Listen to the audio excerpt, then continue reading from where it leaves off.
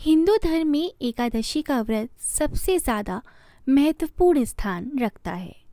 हर साल 24 एकादशियां होती हैं और जबकि अधिक मास या फिर मलमास आता है तब इनकी संख्या बढ़कर 26 हो जाती हैं। आषाढ़ मास की शुक्ल पक्ष की एकादशी को ही देवशयनी एकादशी भी कहा जाता है और कहीं कहीं इस तिथि को पद्मनाभा भी कहते हैं।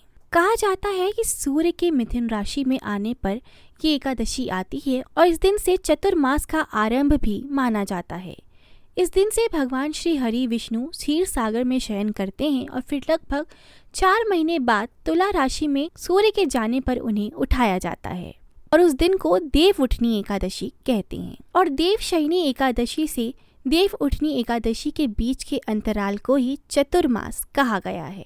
पौराणिक कथाओं के अनुसार सतयुग में मांडवा नाम का एक राजा राज करता था। उस राजा के राज्य में 3 साल तक वर्षा नहीं हुई, जिस कारण से राज्य में बहुत भयंकर अकाल पड़ गया और सारी भूमि सूख गई। भूमि बंजर होने लगी।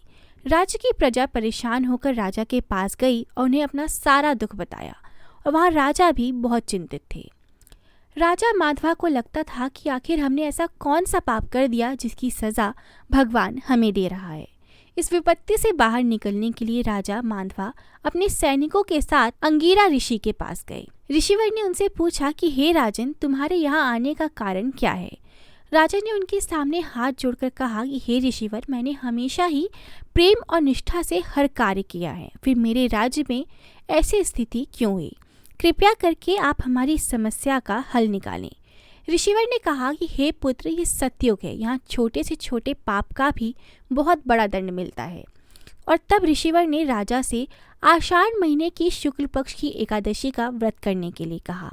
ऋषिवर ने कहा कि तुम्हें इस व्रत का फल भी अवश्य मिलेगा और इस संकट से भी मुक्ति मिलेगी। राजा ऋषिवर की बातों का अमल करते हुए अपने महल को वापस लौट आए और उन्होंने ऋषिवर के कहे अनुसार देवशयनी एकादशी का व्रत किया और जिसके बाद राजा के राज्य में मूसलाधार वर्षा हुई। हिंदू पंचांग के मुताबिक आषाढ़ शुक्ल पक्ष की एकादशी को देवशयनी एकादशी कहते हैं और देवशयनी एकादशी के दिन से ही भगवान विष्णु की शयन काल की अवधि शुरू हो जाती है, इसीलिए इसे देवशयनी एकादशी कहा जाता है। देवशयनी एकादशी के 4 महीने बाद भगवान विष्णु प्रबोधिनी एकादशी पर जागते हैं, जिसे कि देव उठनी एकादशी भी कहा जाता है। हिंदू धर्म की पौराणिक मान्यताओं के अनुसार देवशयनी एकादशी से भगवान विष्णु 4 महीने तक शयन मुद्रा में रहते हैं और प्राचीन धार्मिक मान्यताओं के अनुसार भगवान विष्णु 4 महीने विश्राम करते हैं। भगवान विष्णु के शयन काल को चतुर्मास भी कहा जाता है और इस दौरान कोई भी शुभ कार्य नहीं किया जाता। भगवान शिव भगवान विष्णु के विश्राम करने से सृष्टि का संचालन करते हैं और कहा जाता है कि इस दौरान भगवान शिव भगवान विष्णु के विश्राम करने से सृष्टि का संचालन करते हैं।